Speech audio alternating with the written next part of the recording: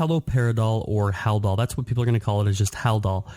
This is a medication you're going to give often depending on where you work. If you work in like psychiatric or you work ED or ICU, even med-surg, you're going to see this medication often. Let's talk about what it's given for.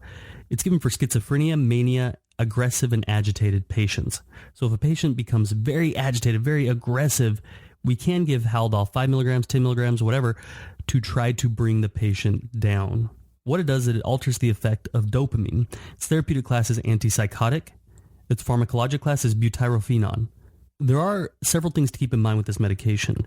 First of all, it can cause extrapyramidal symptoms. Okay, so we can see like the continuous muscle spasms or muscle contractions, the restlessness, the jerky movements, the tremors.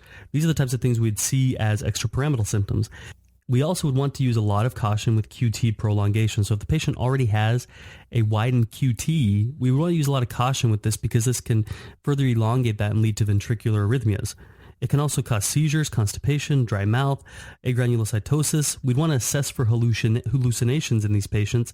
We want to monitor hemodynamics. If we're going to be depressing and affecting these neurotransmitters, we really want to assess blood pressure, heart rate, and see what's really going on with our patient.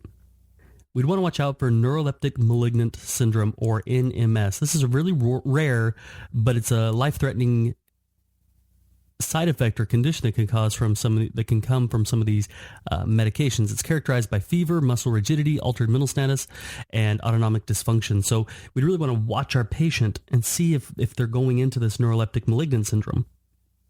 Now, this is a medication that is given often for patients that become very aggressive. So I remember I had one nurse who was taking care of a patient who had rhabdomyolysis. Rhabdomyolysis is where it can be due to drug overdose, it can be due to crushing injuries, and what happens is your muscles really start breaking themselves down and your CK levels start to climb and start to elevate a lot, and so your CK levels can get up to 4,000, thousands, and even climb more. And this patient was incredibly aggressive, okay? He could not be kept in bed. Ended up throughout the night, the patient ended up with vest restraint, 4-point restraints. We were in there with him by his side, and he was still ripping out of these restraints. And so he became incredibly aggressive, and so we started to give him Haldol. Now, the problem that we, discovered later as we were talking with the doctor and we were looking at what's going on with this patient, what's happening, is we started to dive into it a little bit more, and there are cases of where Haldol can actually cause rhabdomyolysis.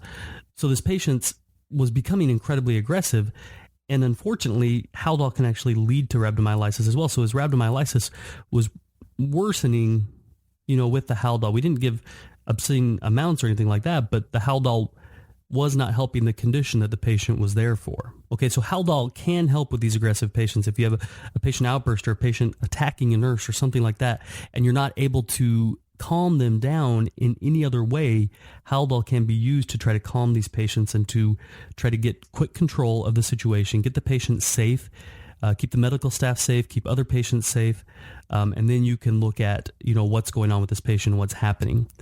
So that is Haldol. It's a medication you're going to see. It's medication you may give, you may not give. It depends on where you work and kind of what the conditions are in that facility. But it is a medication that can be used for these patients with schizophrenia, mania, or very aggressive or agitated patients. This has been another episode of the Nursing.com MedMaster Podcast. My name is John Haas, RN, CCRN alumnus, and I want to give you our free download of the 50 most commonly prescribed medications. To get that free download, just go to nursing.com/50meds. That's 50, nursing.com/50meds. We love you guys. We want you to succeed. That's why we provide clear, concise, and visual supplement for nursing school and the clinical floor. We love you guys. Go out and be your best selves. Happy nursing.